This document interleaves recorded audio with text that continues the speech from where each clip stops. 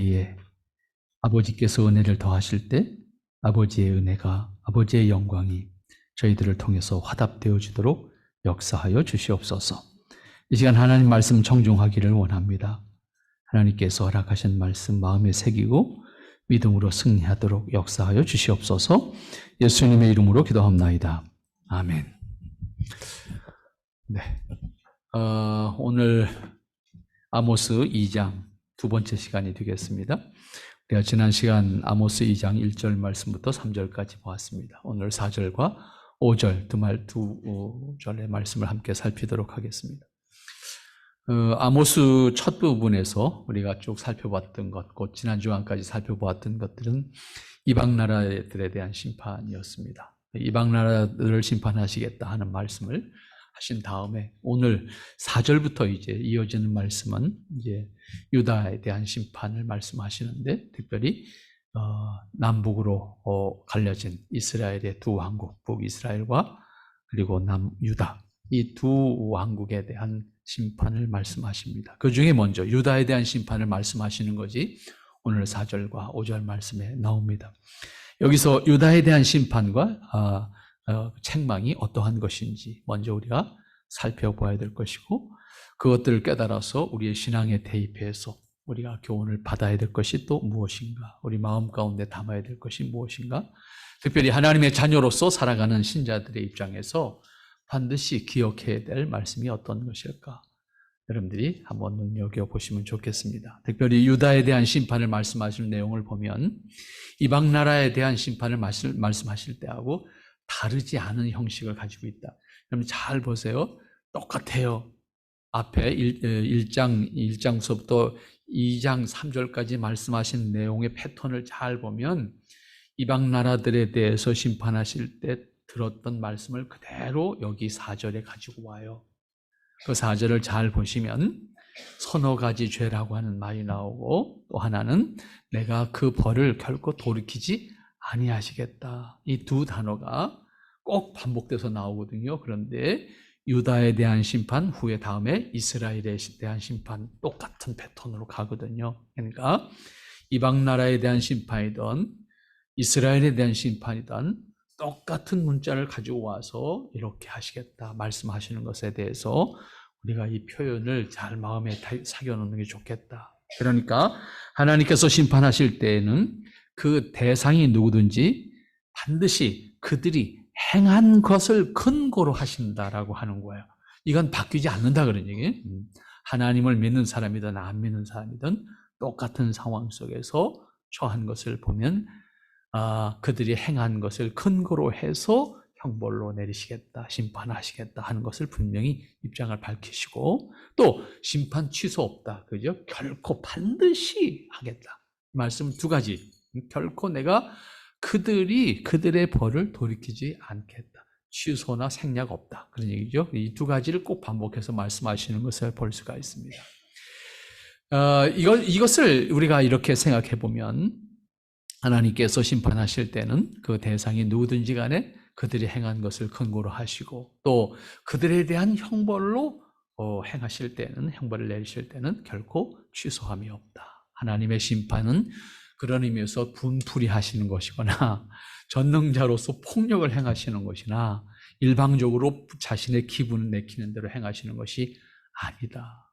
반드시 그 근거를 가지고 행하신다라고 하는 것이고, 심판은 누구에 대한 것이든 그들이 행한 것을 근거로 해서 그게 이방 사람이든 하나님의 백성들이든 다르지 않다라고 하는 하나님의 공의라고 하는 것은 상황에 따라서 다르게 적용되는 것이 아니라, 사람에 따라서 다르게 적용이 되는 것이 아니라 똑같이 적용됩니다.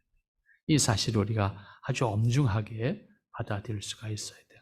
물론 우리가 복음이라고 하는 은혜라고 하는 것이 나중에 하나님의 자비와 사랑과 긍휼이라고 하는 단어가 그래서 우리에게 너무나도 뜨겁게 다가오는 거예요. 왜냐하면 하나님의 긍휼과 자비가 없다고 하면 우리도 예외일 수가 없는, 어디서도 하소연할 수도 없는 그런 대상이라고 하는 것은 다르지 않기 때문이다라고 하는 거죠. 그런데 그 유다에 대해서 하나님께서 말씀하시는 것이 이어지는 4절 말씀에서 그렇게 표현하지요. 여호와께서 가라사대 유다의 서너 가지 죄로 인하여 내가 그 벌을 돌이키지 아니할 것인데 이는 저희가 여호와의 율법을 멸시하며 그 율례를 지키지 아니했다. 이렇게 지적을 합니다. 그러니까 하나님께서 심판하실 때 근거는 그들의 행한 대로인데 그들의 행함이 어떤 행함이었느냐? 어떠한 행위였는가 하면 하나님의 율법과 율례를 지키지 아니했다. 멸시하고 지키지 아니했다. 이렇게 말씀하거든요. 우리가 율법이라고 하는 단어를 생각하기 전에 먼저 하나님과 그 백성의 관계를 생각할 수가 있어야 됩니다. 단순히 법조항을 갖고 지금 따지면 하나님 앞에서 우리가 법조항 갖고 따져갖고 어떻게 할 거예요? 우리가 완전한 행위를 할 수 있다고 하면 따져보고 계산해보고 부족한 거 채워보고 할 수 있는 노력이 있는데 우리는 사실 그런 능력과 자격이 없는 사람들이잖아요. 그런 의미에서 여기 율법이라는 단어와 율례라는 단어가 나올 때 우리는 먼저 좀 더 법이라고 하는 조항에 매이지 말고 하나님과 나의 관계, 하나님과 하나님의 백성의 관계를 생각할 수가 있어야 되겠다. 이스라엘은 하나님께서 택하셔서 세우신 백성들입니다.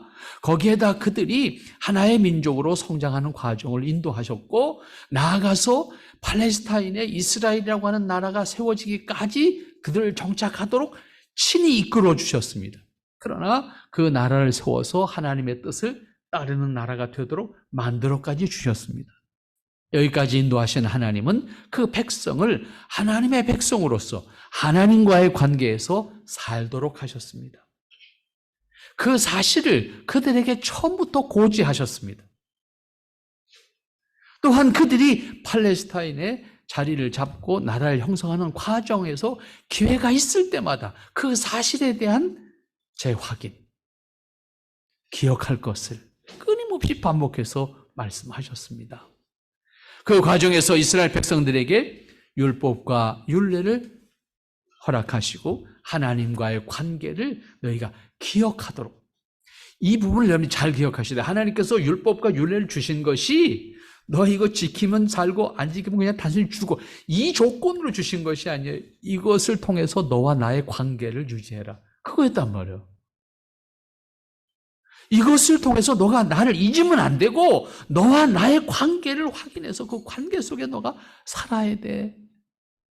행여라도 너희들에게 부족함이 있다면 돌이켜, 끊임없이 돌이켜서 내게로 와야 돼 라고 하는 기준점을 준 거예요. 이걸 벌을 주기 위한 조건으로 내 것이 아니고 반대로 하나님과의 관계를 끊임없이 확인하고 유지할 수 있는 기준점으로 주신 것이다, 그런 얘기예요. 이걸 우리가 먼저 이해하지 못하면 하나님께서 왜 율법을 주셔가지고 나를 이렇게 힘들게 하시나, 우리 이렇게 되잖아요. 우리는 이미 타락한 이후에, 아담 이후에 우리는 하나님으로부터 멀어지는 본성을 가지고 있는 존재라고요. 그러니까 하나님께서는 너 더 멀어지면 안 되는 거야. 그러니까 돌아와. 돌아오는 뭐가 보여야 되니까 이거 돌아오는 기점을 주신 거란 말이에요. 이게 하나님께서 율법과 율례를 우리에게 주신 이유예요. 이걸 단순히 우리에게 벌 주기 위해서 왜 그런 걸 만드셔가지고 우리를 얽매이게 만드시는가, 그러기 위해서 우리에게 이걸 만들어 놓으신 것이 아니다, 그 말이에요. 하나님의 마음을 먼저 우리가 헤아릴 수 있어야 율법과 율례라고 하는 것이 우리에게 어떤 것인가 이걸 받아들일 수가 있게 되는 거죠. 이거 과정에서 이스라엘 백성들에게 결국은 율법과 율례를 통해서 하나님과의 관계를 확인하고 유지하고 회복할 수 있도록, 끊임없이 하나님께 회복해서 돌아올 수 있도록 우리에게 정해주신 것입니다. 그러니까 율법과 율례는 단지 하나님께서 그들에게 벌 주시기 위한 기준점으로 만들어주신 것이 아니다, 그 말입니다. 그것은 하나님과의 관계에서 인간이 갖고 있어야 되는 가장 기본적인, 그리고 하나님께로 돌아오지 않으면 안 된다라고 하는 것을 우리에게 깨우쳐 주시기 위한 도리와 기준으로 우리에게 제시하여 주신 것이 율법과 율례라고 하는 것이다 라고 하는 겁니다. 그렇기 때문에 율법과 율례는 하나님과 이스라엘의 관계에서 반드시 기억해야 되는 문제고, 그 관계를 확인하고 유지하도록 하기 위해서 인간에게 주신 하나님의 은혜였어요. 그런 의미에서 율법 자체가 은혜였다고.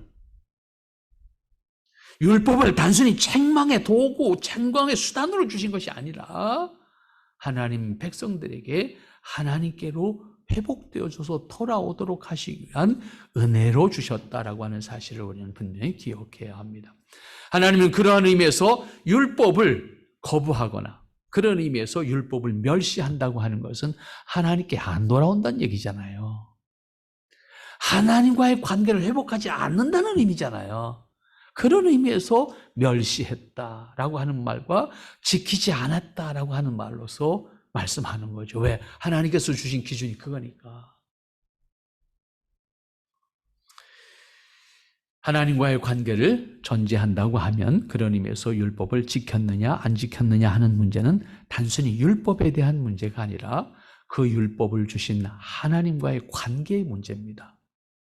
하나님과의 관계에서 결국 율법을 멸시했다고 하는 것은 하나님을 멸시했다.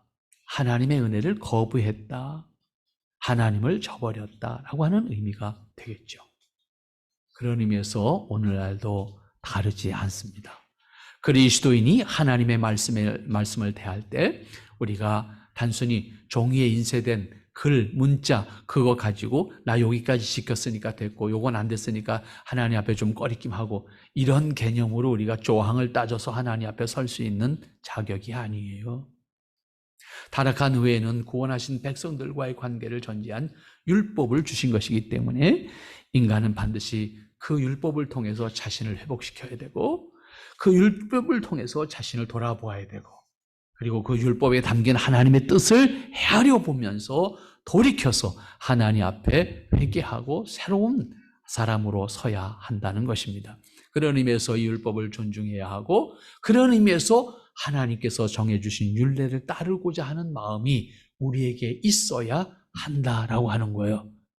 율법과 율례를 따른다라고 하는 것은 하나님께 대한 존중과 신뢰와 존경을 전제하는 것이기 때문에 그것을 내가 기뻐하겠다라고 하는 마음으로 바뀌어진다라고 하는 것은 내가 10조항 중에서 9개는 못 지켰고 1개만 지켰으니까 내가 좀 더 노력해야 되겠다. 이런 수준에서 계산할 문제가 아니다 그 말이에요.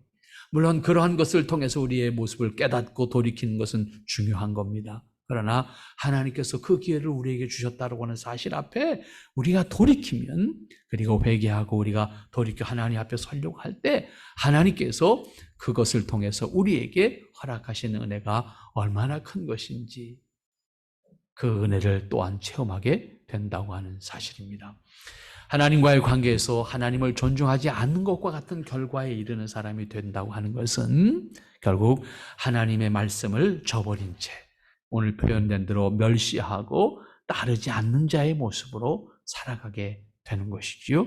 그런 의미에서 우리가 끊임없이 하나님 말씀을 통해서 우리 마음이 하나님께로 돌이켜 치도록 하는 자세를 가지는 것이 필요하다는 것이고 그러한 깨달음이 우리에게 주어진다라고 하는 것은 우리의 양심을 통해서 하나님을 바라보게 하는 율법이 기능하고 있는 것이다. 그런 의미에서 우리는 율법이 하나님께로 돌이키게 하는 기능을 하는 기준으로서의 역할을 이 땅에서 하게 하신다라고 하는 사실을 기억해야 합니다. 따라서 하나님은 유다에 대한 심판을 말씀하시면서 그들에게 단지 법을 어겼으니까 그 책에 기록되어 있는 대로 우리가 책임을 묻겠다. 그래서 요거 이렇게 했으니까 넌 요렇게 해서 넌 몇 년 동안 좀 고생을 해야 돼. 이런 식으로 우리에게 말씀하는 것은 아니다. 법이라고 하는 것은 인식할 수 있도록 하는 기준입니다. 다시 말하면 하나님 앞에 내가 하나님의 자녀로서 어떠한 모습으로 있는가라고 하는 것을 깨닫게 하는 기준이다 그 말이에요. 그렇기 때문에 먼저 하나님과의 관계를 확인하는 가운데 내가 깨달은 것을 가지고 하나님 앞에 돌이켜야 되는 거예요. 하나님 앞에 돌이킨다고 하는 것은 동시에 그 말씀을 따르는 거예요. 그 말씀을 따르는 것을 통해서 내가 하나님 앞에 돌이켰음을 확인하는 거예요.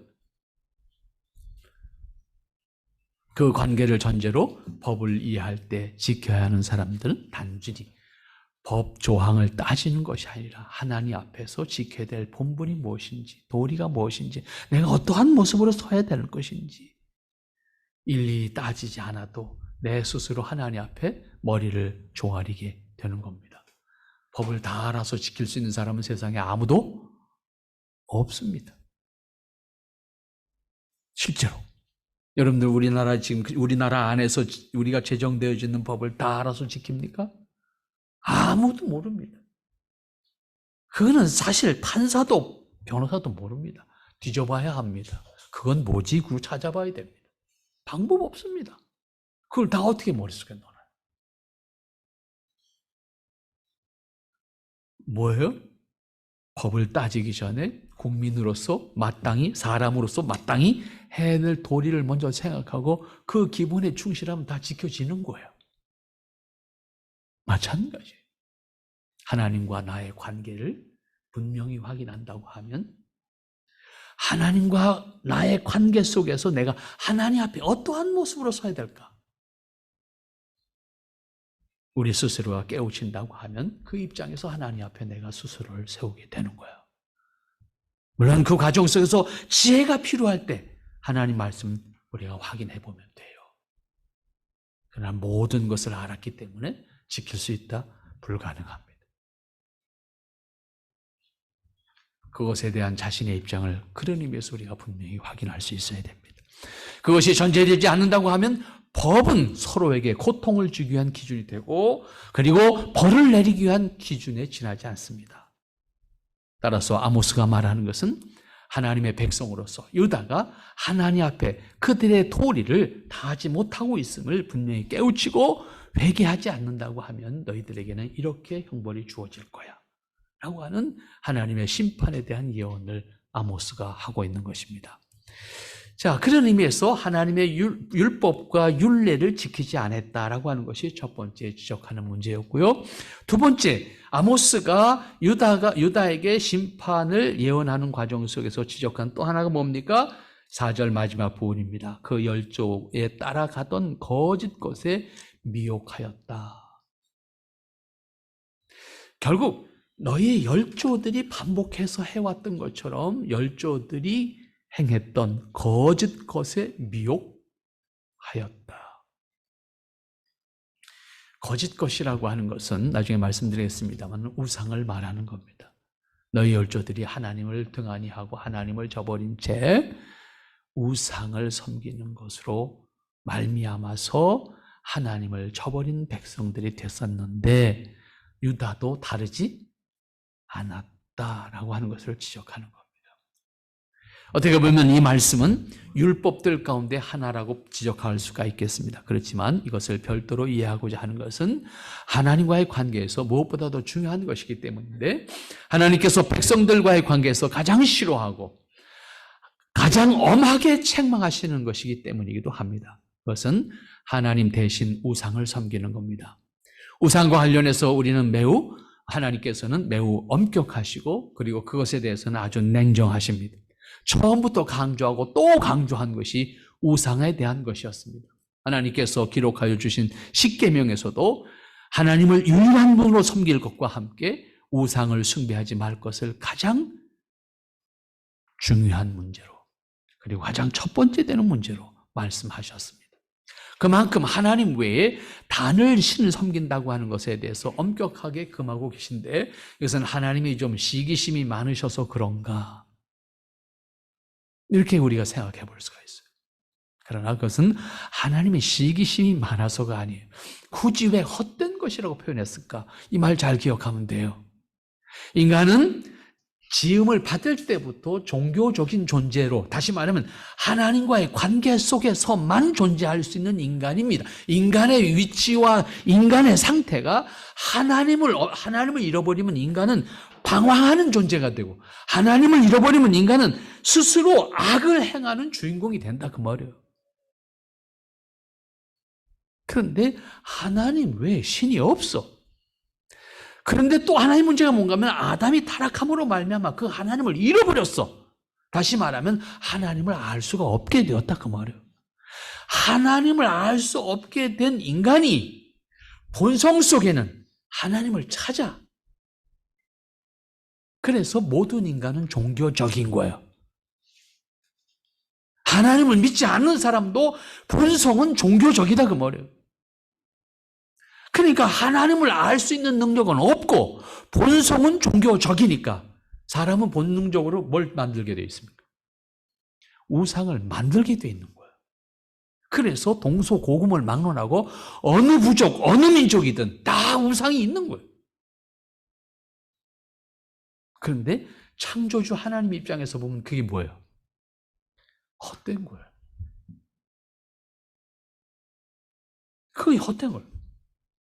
사람이 재주를 부려서 어마어마한 종교들을 만들어냈어요. 그 종교들을 통해서 만들어낸 불가사의한 유적들이 있어요. 다 놀라울 만큼의 기적이라고 말할 수 있을 만큼의 것들을 만들어냈어요. 하지만 그게 다 뭐예요? 하나님 입장에서 보면 헛된 거예요.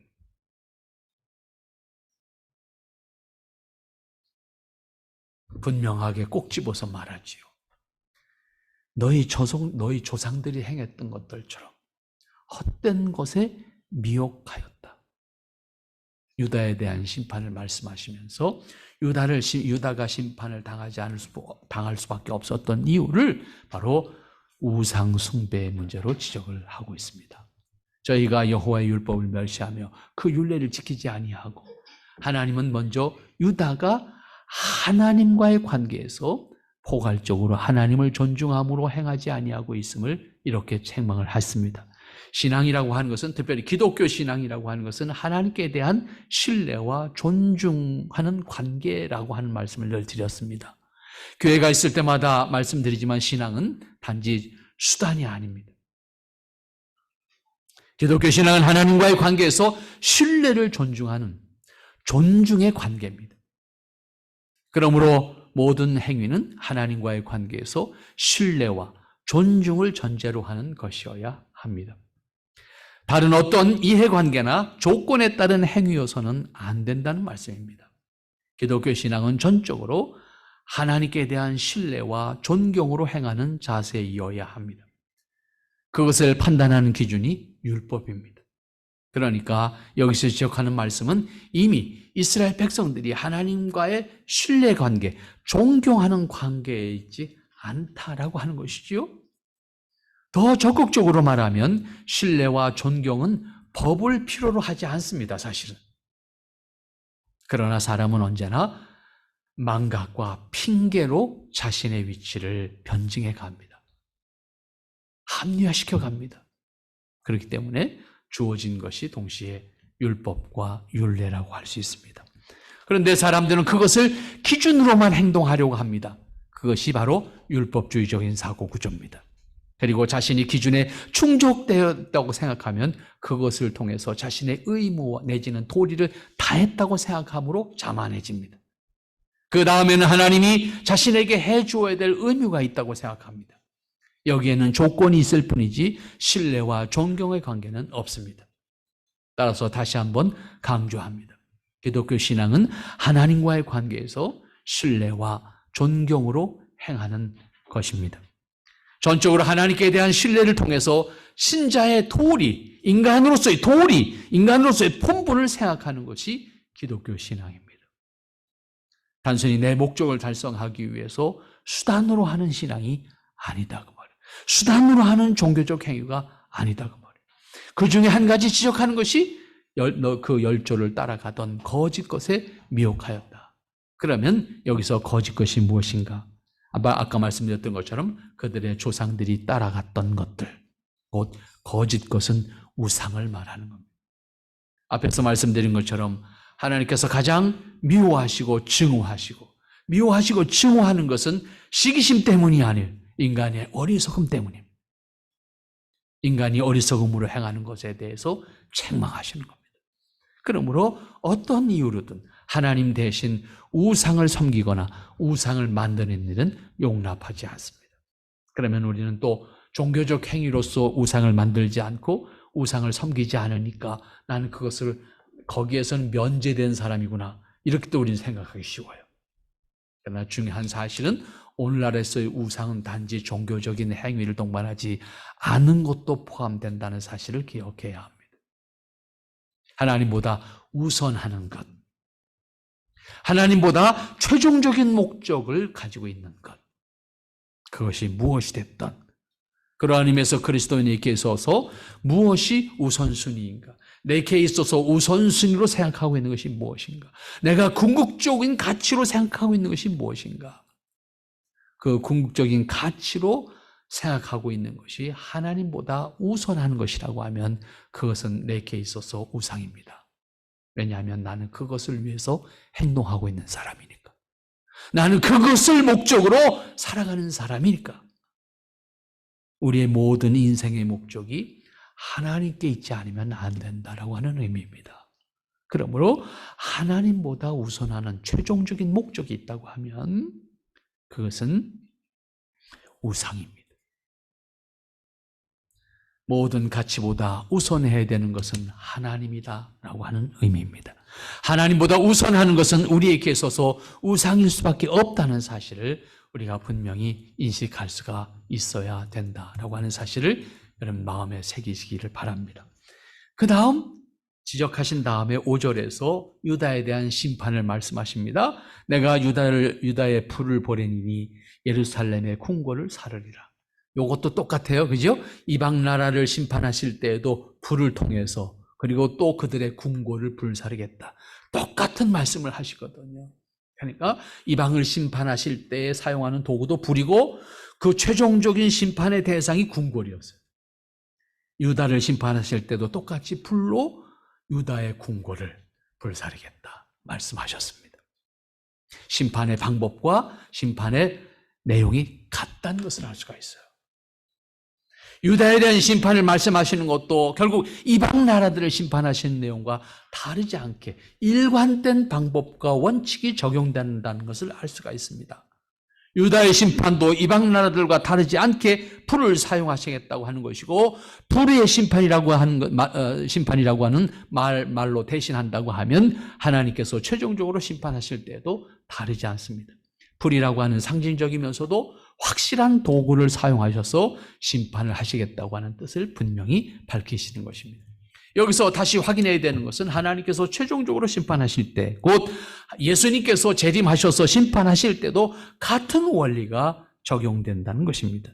불이라고 하는 도구로 심판하시며 그 심판은 사람이 행한 것을 근거로 하신다는 것도 같습니다. 그러한 의미에서 비록 하나님의 부르심을 받고 은혜로 구원에 동참되는 그리스도인들도 심판대 앞에 서게 되는 것은 다르지 않기 때문에 세상에 사는 동안 하나님 앞에서 합당한 자로서 하나님 앞에 돌이키지 않으면 안 된다라고 하는 분명한 사실도 우리는 확인할 수가 있어야 됩니다. 그렇기 때문에 그리스도인은 하나님의 자녀로서 심판대에 책망과 부끄러움을 당하지 않도록 이 땅에서 살아야 됩니다. 은혜를 자랑하되 은혜로 말미암아 어리석음을 행해서는 안 된다고 봐요. 비록 예수님의 긍휼과 자비로 중보의 은혜를 받아서 구원에 대한 보증을 받았지만 이 땅에서 행한 죄에 대한 책임을 하나님께서는 반드시 물으신다고 하는 거예요. 그래서 부끄러움과 책망을 받게 되는 거예요. 이 부분에 대해서 우리는 매우 우리가 자각하는 의식을 갖지 않으면 안 됩니다. 이것은 구원의 은혜를 받은 그리스도인들이 분명하게 마음에 담아두어야 되는 것입니다. 은혜로 구원받았기 때문에 방탕하거나 자신의 본분과 도리를 감당하지 않는 것은 반드시 부끄러움으로 책망받게 될 것이다 라고 하는 것이 하나님의 말씀입니다. 구원과 관계가 아니라 부끄러움과 책망의 관계입니다. 구원을 은혜로 받았다고 하는 것 때문에 자신의 책임과 도리를 바르게 감당하지 않는 것은 반드시 부끄러운 일이고, 그리고 하나님의 영광을 가리는 일이고, 자신이 받은 은혜를 욕되게 하는 것이기 때문에 하나님께서는 그것에 대해서 반드시 책임을 물으시겠다라고 하는 것입니다. 여기에서 유다에 대한 심판을 말씀하시는 것도 다르지 않습니다. 그들을 그때까지 인도하시는 하나님입니다. 그들을 사랑하시는 하나님입니다. 그 하나님께 대한 신뢰와 관계를 저버렸을 때 하나님은 그들에 대해서 뭘 말씀하시는 거예요? 지금 심판을 말씀하시는 거죠. 그거에 대한 너희들의 책임을 반드시 묻겠다. 내가 너희들을 지금까지 인도해서 여기까지 왔어. 내가 너희들을 사랑했기 때문에, 내가 너희들을 택했기 때문에 여기까지 왔어. 하지만 너희들이 행한 것에 대해서 나는 반드시 책임을 묻겠다. 심판을 하심에 있어서 불을 사용하시는 것과 함께 유다가 최고로 자랑스럽게 생각하고 그들의 자존심이라고 생각하고 그들의 영광이라고 생각하고 그들 스스로가 선민의식을 가지게 하는 상징이 뭡니까? 예루살렘이에요. 그런데 오늘 말씀하신 뭐라고 표현했습니까? 불살라버리겠다. 예루살렘을 불살라버리겠다. 유다가 자신들이 가장 자랑스럽게 생각하는 예루살렘의 궁궐들을 불태우겠다는 것. 유다가 스스로 자긍하는 그들의 권위를 심판하심으로써 의지하거나 신뢰하거나 자만하거나 자기들 스스로가 자만하는 것까지도 다 헛된 것임을 보여주시겠다라고 하는 거지요. 오늘 그 예루살렘 성벽이 조금 남았잖아요. 그래서 우리는 흔히 통곡의 벽이라고 하는 거잖아요. 그게 자랑스러운 벽이어야 되는데 한쪽 구탱이 조금만 남아갖고 조금만 남아있잖아요. 그게 통곡의 벽. 왜? 이스라엘 사람들은 가면 다 거기서 눈물을 흘릴 수밖에 없는 거예요. 왜? 이 영화를 하나님께서 주셨는데 다 망가뜨린 거잖아요. 아마 주님 다시 오실 때까지 그것은 통곡의 벽으로 있을 겁니다. 모르긴 해도. 왜? 하나님 자녀들을 통해서 이루신 것일지라도 그것을 통해서 하나님을 저버리거나 그 영예를 자신들이 차지한다고 하면 그것을 없애실 겁니다. 그래서 기독교의 역사에서는 사람의 이름으로 남긴 유적들을 만들지 않는 겁니다. 그래서 탁월한 신앙의 지도자들은 어떠한 것도 남기지 않게 했습니다. 무덤조차도 남기지 않게 했습니다. 그 재밌는 게 바로 칼빈이에요. 칼빈이 내 무덤을 만들지 말라 했거든. 근데 가면 있어. 근데 그게 진짜 무덤인지는 아무도 몰라. 이게 허당이란 말이에요. 성지순례 간다고 팔레스타인과 똑같아요. 거기가 예수님이 누웠던 자리 전부 다 만들어한 말씀이에요. 훗날에 다 만들어진 겁니다.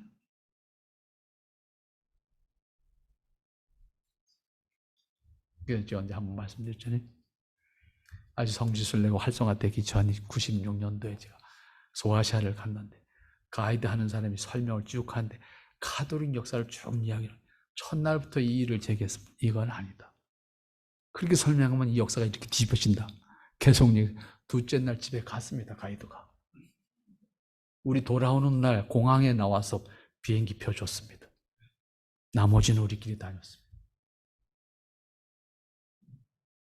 역사가 뒤집어져 있다.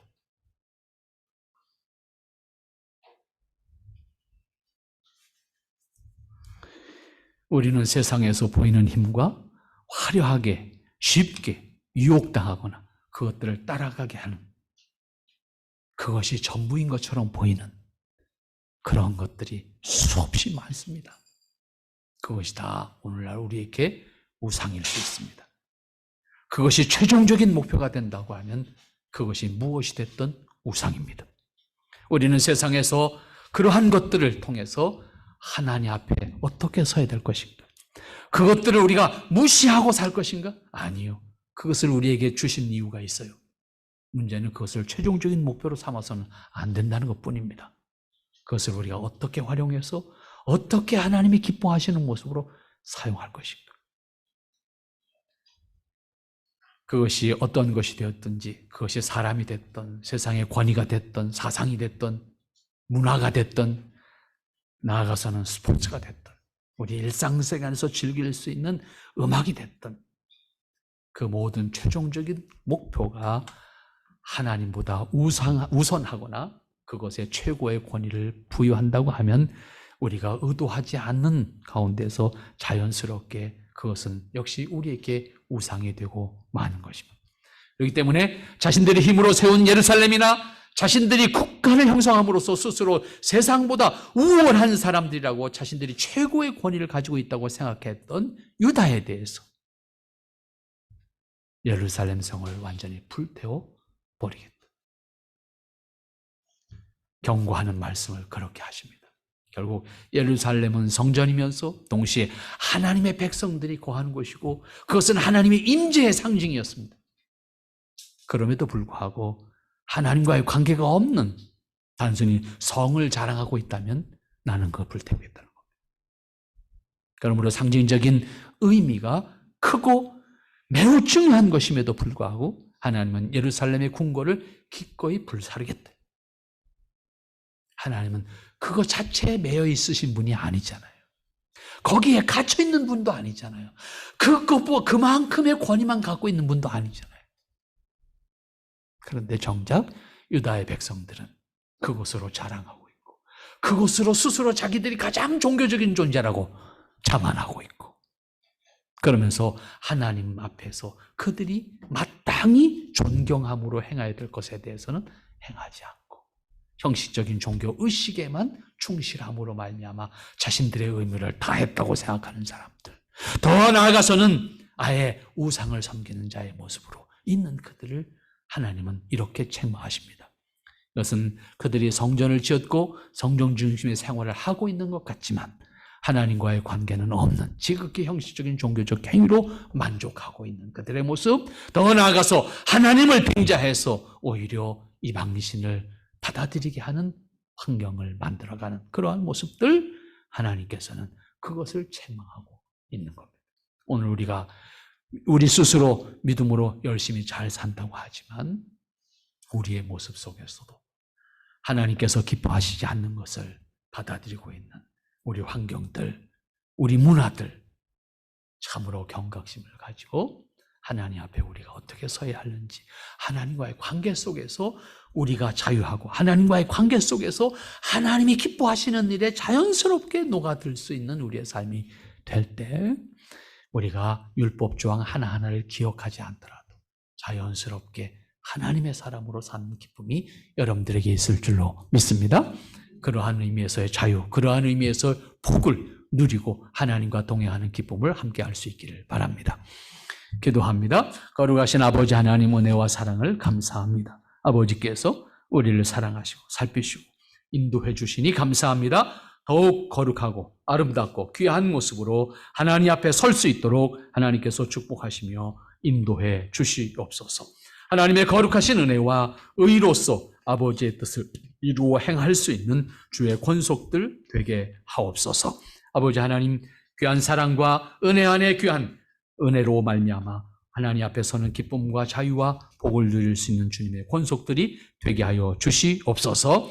아버지의 사랑과 은혜로 함께하는 이 땅에서의 삶, 하나님 모든 권속들이, 지체들이 주님의 이름으로 늘 동행하며 기뻐하며 감사할 수 있는 주님의 권속들이 다 되도록 아버지께서 축복하시고 인도해 주시기를 간절히 빌고 소망하오며 언제나 주님의 이름으로 승리할 수 있는 주의 권속들이 다 되게 하여 주시옵소서. 예수님의 이름으로 기도하옵나이다. 아멘.